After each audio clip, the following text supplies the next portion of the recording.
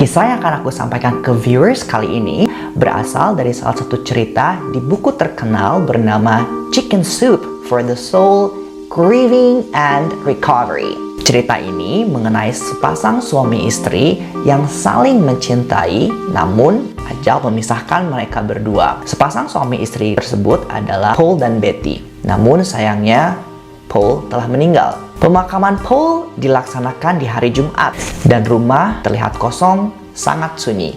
Ini bisa relate sama viewers semuanya yang mungkin pernah ditinggalkan sama salah satu anggota keluarga. Siapapun itu datang ke rumah untuk menghibur dan gak berapa lama kemudian mereka pergi, dan biasanya di saat rumah sudah sunyi itulah dimana kesedihan yang benar-benar terasa. Saat itu Betty berjuang keras untuk mengatasi rasa kehilangannya. Beberapa hari setelah itu Betty harus pergi ke kantor.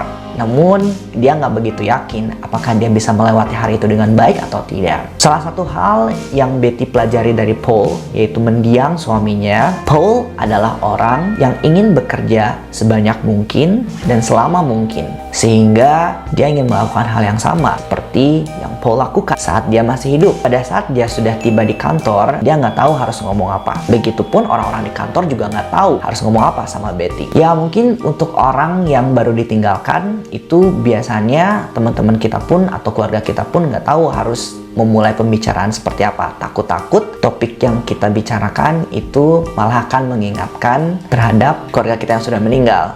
Beberapa kali terjadi peristiwa canggung. Entah kenapa saat itu Betty bisa melewati harinya dengan baik. Seterusnya sampai seminggu dia bisa melewatinya dengan baik. Walaupun sesekali dia harus minta izin pergi ke toilet hanya untuk menangis. Segera saat di parkiran menuju pulang, Betty akan mulai terisak, meratap sambil menangis sepanjang jalan sambil nyetir.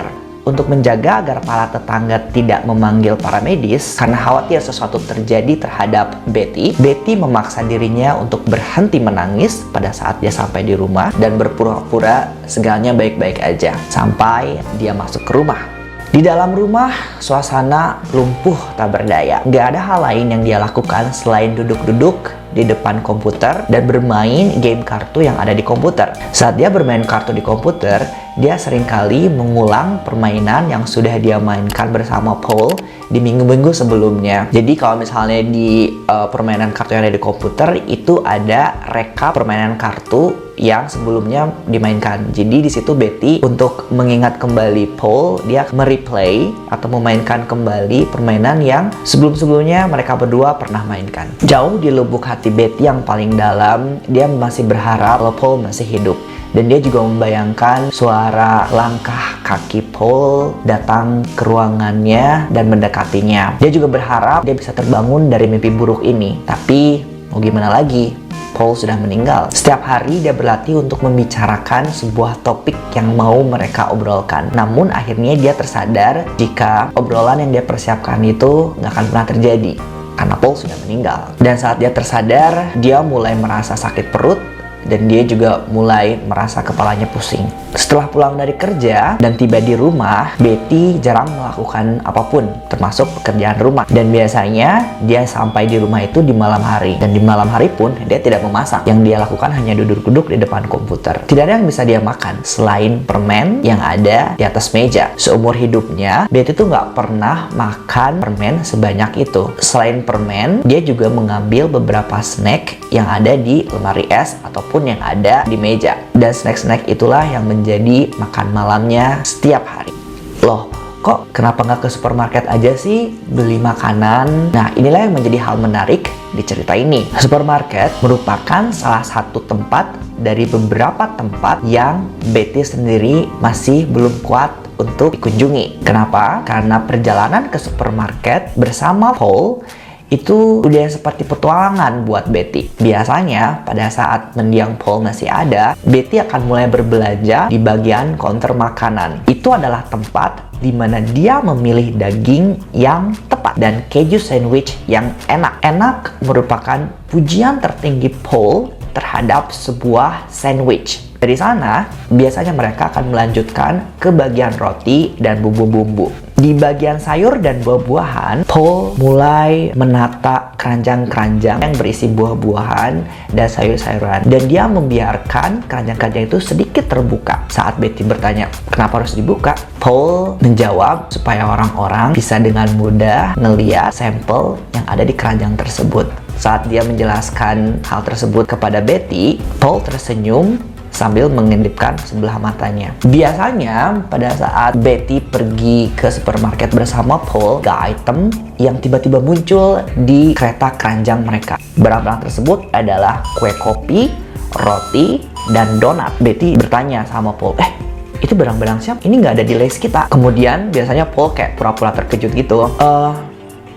Kayaknya wanita tua kecil sebelah sana deh. Dia kayaknya nggak sengaja naruh barang-barangnya dia di kereta keranjangnya kita. Terus dia bilang sama Betty, akan sangat tidak sopan kalau dia mengembalikan barang-barang tersebut ke rak semula. Jadi, mereka harus menghargainya dengan cara membiarkan barang-barang tersebut tetap di dalam keranjang mereka. Sebetulnya sih itu cuma akal-akalannya Paul aja supaya dia bisa beli barang-barang yang nggak ada di list mereka. Pada suatu hari, Betty memperlihatkan kepada Paul bagaimana Betty bermain balap-balapan mobil menggunakan kereta belanja saat anak-anak mereka masih kecil. Berpura-pura melaju cepat, kemudian mundur. Tapi yang tidak disangka-sangka saat itu Paul merespon permainan itu dengan cepat. Jadi pada saat Paul, lihat nih, waktu anak-anak masih kecil belanja ke supermarket, nih aku sering main balap-balapan mobil pakai troli. Nah, di saat itu kayak Paul, oh ya, semenjak saat itu, setiap kali mereka belanja, mereka akan menganggap troli itu adalah kayak lagi balap-balapan, dan itu sangat menarik.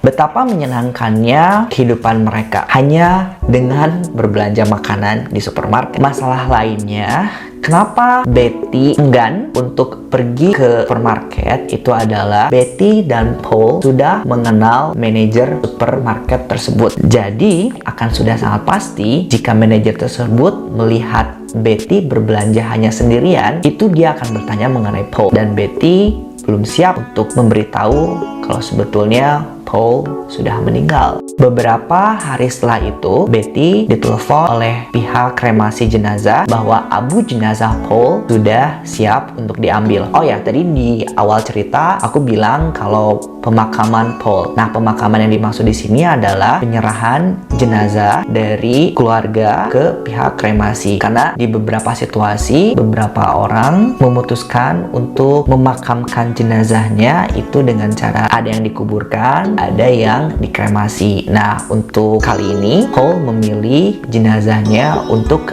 dikremasi.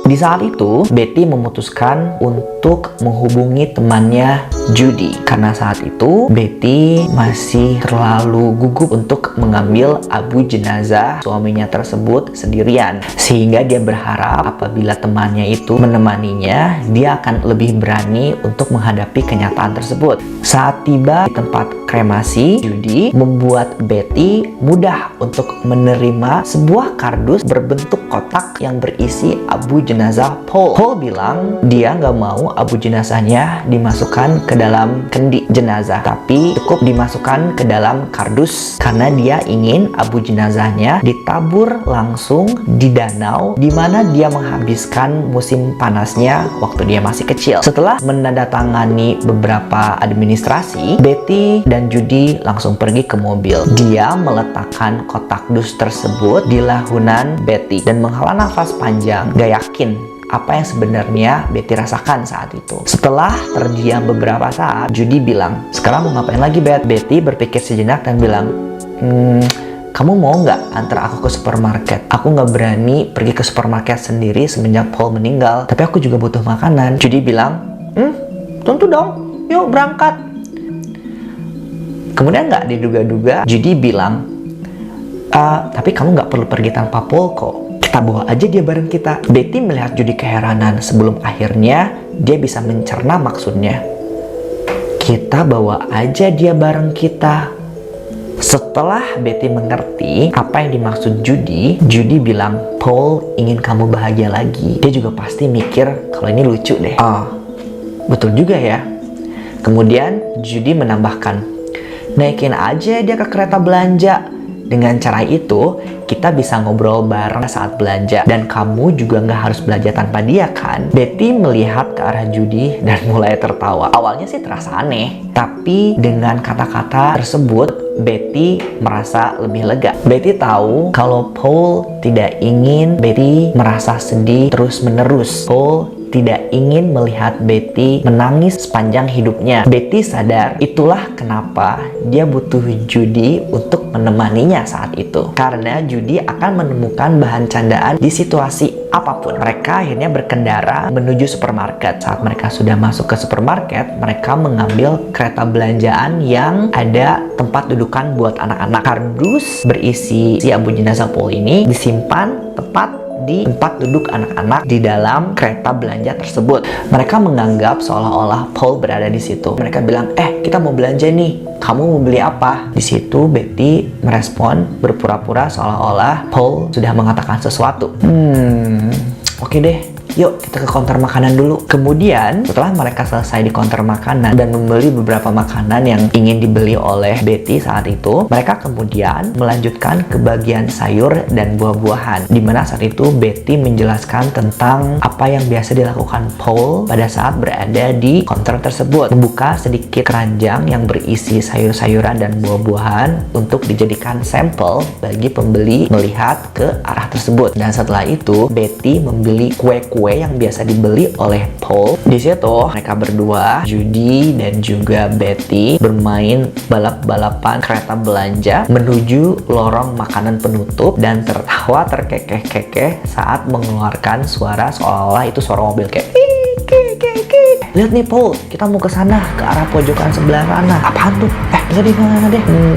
Kayaknya sepanjang perjalanan itu Betty dan Judy berakting seolah-olah Paul ada di situ dan berkomunikasi seolah-olah Paul juga ada di situ. Judy bertanya kepada Paul, kamu mau kopi nggak? Dan Betty juga bertanya, Paul, tisu favorit kita tuh apa sih mereknya? Di situ bisa kita lihat kesedihan yang mereka alami saat itu, terutama kesedihan Betty akan kehilangan Paul, itu terobati dengan adanya situasi seolah-olah menganggap Paul berada di situ. Agak sedikit sedih juga sih sebetulnya, tapi itulah cara Betty menghibur dirinya sendiri. Namun hal yang selama ini Betty khawatirkan pun terjadi. Manajer supermarket tersebut datang menghampiri Betty dan bertanya bagaimana keadaan Paul. Sambil menahan tangis, itu adalah pertama kalinya bagi Betty untuk bilang pada orang lain bahwa Paul sudah meninggal tanpa harus terlihat benar-benar hancur. Dan di situ lucunya Betty nggak bilang kalau Paul itu berada di kereta belanja di dalam dus yang dia bawa-bawa selama dia berbelanja dan saat dia ngobrol sama manajer tersebut. Saat Betty dan Judy sudah di luar, mereka tertawa terbahak-bahak mengingat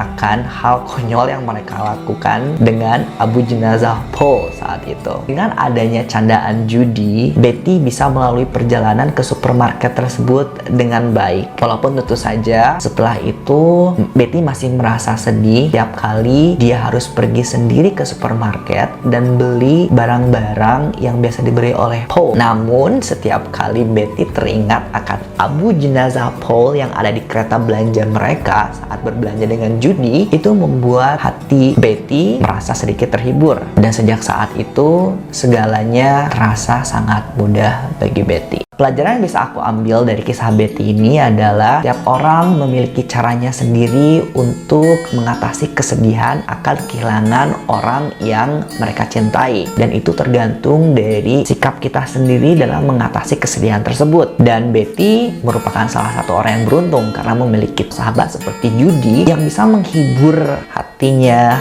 Betty dengan cara dia sendiri tanpa harus melukai perasaan Betty. Poinnya di sini adalah seberat apapun kesedihan yang kita alami, kita harus bisa mendapatkan jalan untuk keluar dari kesedihan tersebut karena kita nggak bisa hidup dalam kesedihan sepanjang waktu. Mudah-mudahan di kisah inspiratif ini bisa memberikan inspirasi bagi kita semua untuk bisa keluar dari keterpurukan sebuah kesedihan. Itu aja dari aku. Makasih udah nonton.